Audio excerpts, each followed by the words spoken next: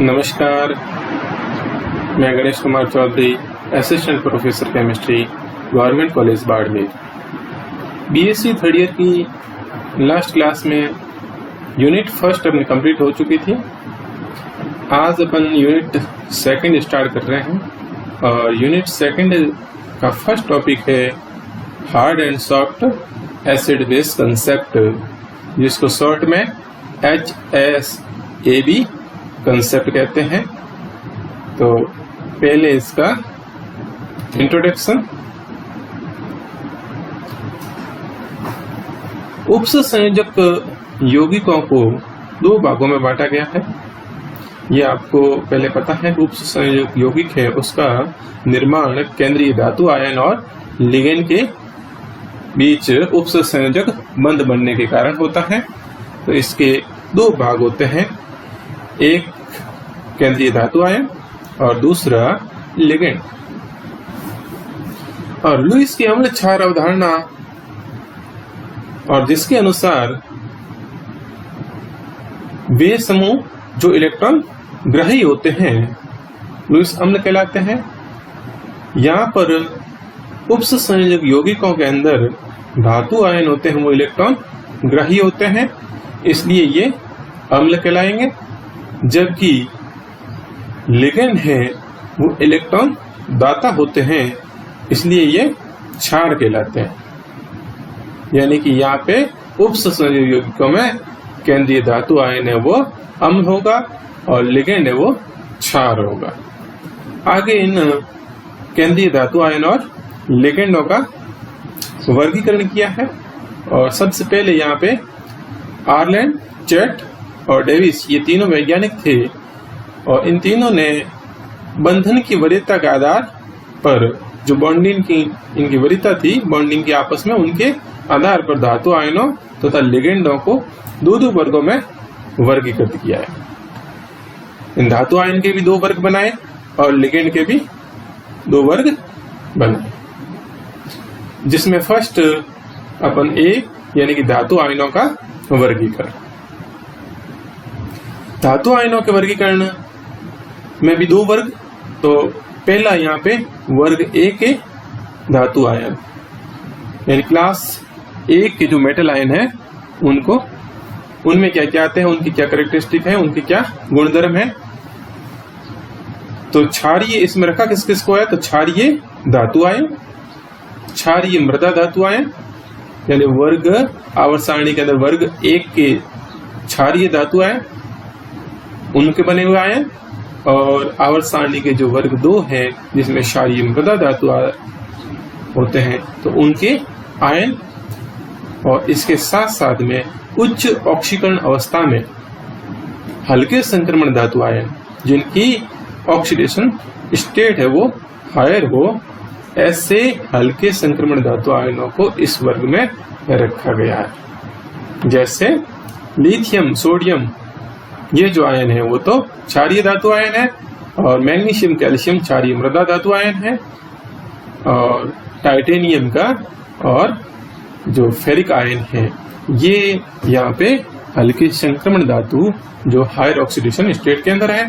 तो इनको कहाँ रखा है, वर्ग ए के धातु आयनों में रखा गया। इन धातु आयनों का आकार छोटा होता है, इनका आकार छोटा होगा और साथ में इनकी ध्रुवण क्षमता, पोलराइजिंग पावर है वो उच्च होती है, उच्च ऑक्सीकरण अवस्था होती है इनकी, और इनके बाह्यतम कक्षक आसानी से विकृत नहीं होते हैं। इनका आकार छोटा होता है और आकार छोटा होने के कारण इनके जो सबसे बाह्यतम कोश है उसको आसानी से विकृत नहीं किया जा सकता। ये तो थे वर्ग ए के धातु आयन। इसी प्रकार वर्ग बी के धातु आयन, वर्ग बी के धातु आयनों में भारी संक्रमण धातु आयन को रखा गया है जिनकी ऑक्सीकरण अवस्था कम होती है। ऑक्सीकरण अवस्था तो कम होगी और भारी संक्रमण धातु आयन होंगे जो इस वर्ग के अंदर आएंगे, जैसे copper plus, silver ion, mercury का आयन, पैलेडियम और प्लेटिनम का आयन, ये सब आपको दिख रहे हैं लोअर ऑक्सीडेशन स्टेट के अंदर है, +1 या +2 के अंदर है। ये उच्च घनत्व के भारी और आकार इनका बड़ा होता है तथा इनके बाह्यतम इलेक्ट्रॉन वाले कक्षक जो है उनको आसानी से ध्रुवित करके विकृत किया जा सकता है, यानी कि विकृत हो जाते हैं इनका आकार बड़ा होने के कारण। ये यहाँ पे धातु आयनों का वर्गीकरण और नेक्स्ट है लिगेंडों का वर्गीकरण। लिगेंडों को भी जैसे धातु आयनों को 2 वर्गों में बांटा गया, उसी प्रकार लिगेंडों का भी 2 वर्गों में वर्गीकरण किया गया है, जिसमें पहला वर्ग ए के लिगेंड, वे लिगेंड जिनकी प्रायिकता वर्ग ए के धातु आयनों के साथ संयोग करने की होती है। ये लिगेंड है वर्ग ए के जो धातु आयन थे उनके साथ में संयोग करके जो बढ़ने वाला संकुल यौगिक है वो अधिक स्थायी होता है, इसलिए इनकी वरीयता भी वर्ग ए के धातु आयनों के साथ में संयोग करके संकुल यौगिक बनाने की होती है। जैसे एमीन, टर्सरी एमीन है, एक्वा और फ्लोरो, ये जो लिगेंड है ये वर्ग ए के लिगेंड। इसी प्रकार वर्ग बी के लिगेंड, वर्ग बी के लिगेंडों में वे लिगेंड आते हैं जिनकी प्रायिकता वर्ग बी के धातु आयनों के साथ संयोग करने की होती है, और ये लिगेंड वर्ग बी के धातु आयनों के साथ संयोग करके स्थायी संकुल यौगिक बनाएंगे। तो ये जो लिगेंड है वर्ग बी के लिगेंड होंगे, जैसे विभिन्न प्रकार की फॉस्फेन और डाइअल्किल सल्फर जो लिगेंड के रूप में इनका ये वर्ग बी के लिगेंड आते हैं। और इस प्रकार से आर्लैंड, चैट और डेविस ने धातु आयन और लिगेंडों को 2-2 वर्गों में जो वर्गीकृत किया गया था उनके बारे में अपन डिस्कस किया। और नेक्स्ट यहाँ पे पियर्सन आते हैं, और जो अपन hard and soft acid base concept पढ़ रहे हैं वो मुख्य रूप से पियर्सन के ओर दिया गया है। तो पियर्सन ने आगे 1963 में इन वर्ग ए तथा वर्ग बी के धातु आयनों तथा लिगेंडों के लिए एक संकल्पना प्रस्तुत की, कंसेप्ट दिया पियर्सन ने वर्ग ए के और वर्ग बी के जो धातु आयन है और लिगेंड यानी कि सब के लिए एक कंसेप्ट दिया। और इस कंसेप्ट के अनुसार पियर्सन की कठोर तथा मृदु अम्ल क्षार संकल्पना, जिसको पियर्सन का hard and soft acid base concept कहते हैं, शॉर्ट में पियर्सन HSAB कंसेप्ट कहा जाता है। पियर्सन ने क्या कहा? पियर्सन ने वर्ग ए के समस्त सदस्यों को, जिसके अंदर धातु आयन भी आएगा और लिगेंड भी, समस्त सदस्यों को कठोर का, हार्ड का, जबकि वर्ग बी के समस्त सदस्यों को मृदु नाम दिया। वर्ग बी के अंदर धातु आयन भी हो या लिगेंड हो, दोनों को ही मृदु नाम दिया।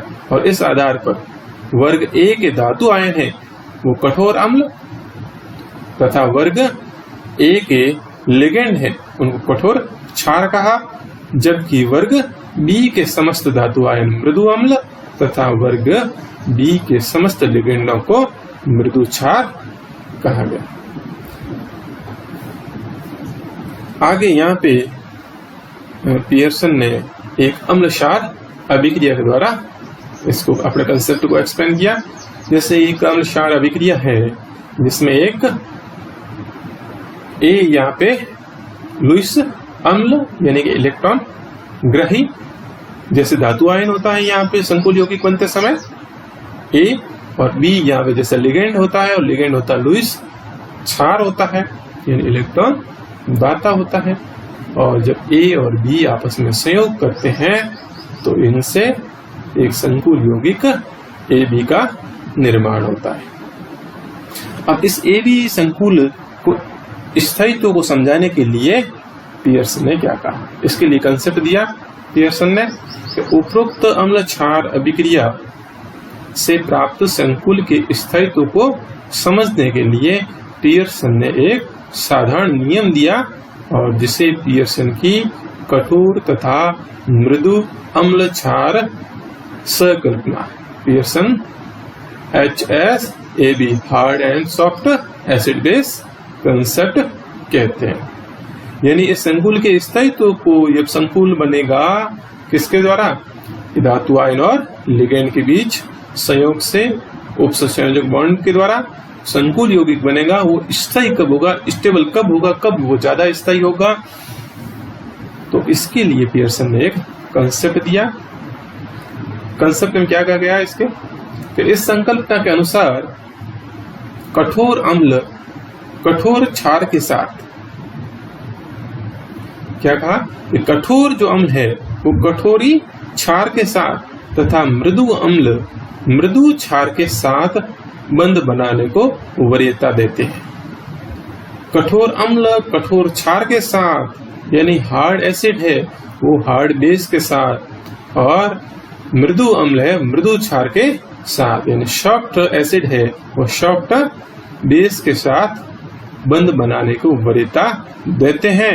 और इनसे जो बनने वाला संकुल यौगिक है वो अधिक स्थायी होता है, जिससे कि एक अधिक स्थायी संकुल प्राप्त होता है। अर्थात AB संकुल, ये जो AB संकुल है वो तभी अधिक स्थायी होगा जब A तथा B दोनों कठोर हो या दोनों ही मृदु हो।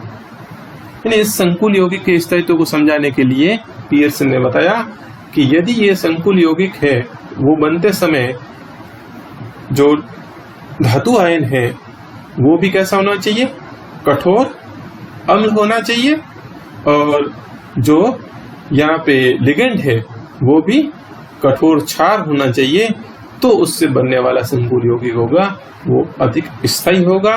और इसी प्रकार यदि यहाँ पर जो धातु आयन है वो मृदु होगा और जो लिगेंड है वो भी मृदु हो, यानी कि दोनों के दोनों ही मृदु हो, धातु आयन और लिगेंड, और उस कंडीशन में भी बनने वाला संकुल यौगिक है वो अधिक स्थायी होता है।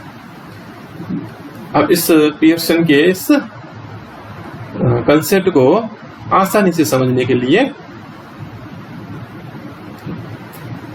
इसे किस प्रकार से अपन आसानी से समझ सकते हैं, तो यहाँ पे फर्स्ट कंडीशन ये है, पहली कंडीशन जिसमें कठोर अम्ल कठोर क्षार के साथ में संकुल यौगिक बनाता है, यानी धातु आयन है वो कठोर अम्ल है और लिगेंड है वो कठोर क्षार। इस कंडीशन के अंदर जो संकुल यौगिक बनेगा AB वो स्थायी संकुल बनेगा। दूसरी कंडीशन यहाँ पर कि मृदु अम्ल हो, यानी धातु आयन है वो मृदु अम्ल हो और लिगेंड है वो मृदु सॉफ्ट बेस हो, मृदु क्षार हो, सॉफ्ट एसिड और सॉफ्टी बेस है, और इससे भी बनने वाला कॉम्प्लेक्स कंपाउंड है वो भी स्टेबल होगा, अधिक स्थायी होगा। लेकिन नेक्स्ट जो कंडीशन है कि कठोर अम्ल है, हार्ड एसिड है, लेकिन इसके साथ में जो लिगेंड है वो कैसा है, मृदु क्षार है, लिगेंड है वो सॉफ्ट बेस है, यानी कि धातु आयन तो है वो हार्ड एसिड है लेकिन लिगेंड है वो सॉफ्ट बेस है, और इससे जो संकुल यौगिक बनेगा वो कम स्थायी संकुल यौगिक होगा, उसका स्थायित्व कम होगा। और इसी प्रकार यदि इसे जस्ट अपोजिट करें आप, तो पहले हार्ड एसिड था उसी जगह यहाँ पे सॉफ्ट एसिड हो गया, मृदु अम्ल, और मृदु अम्ल किसके साथ में, कठोर क्षार के साथ में। क्षार यहाँ पर कैसा है, कठोर है, यानी कि लिगेंड है वो हार्ड बेस है। तो इस कंडीशन में भी बनने वाला संकुल यौगिक है वो यहाँ पर कम स्थायी होगा, उसका भी स्थायित्व कम होगा। तो इस प्रकार से ये सॉल्ट के अंदर यहाँ पे आप समझ सकते हैं कि कब यहाँ पे संकुल यौगिक है वो अधिक स्थायी होगा और कब यहाँ पर कम स्थायी होगा। तो इस संकुल यौगिकों के स्थायित्व के लिए यहाँ पे पियर्सन ने समझने के लिए पियर्सन ने HSAB कंसेप्ट दिया। और यहाँ पर ये तो अपने आप ही पियर्सन का HSAB कंसेप्ट यानी hard and soft acid base concept के बारे में डिस्कस किया। नेक्स्ट क्लास में अपन क्लासिफिकेशन और characteristic of hard and soft acid base के बारे में डिस्कस करेंगे। Thank you.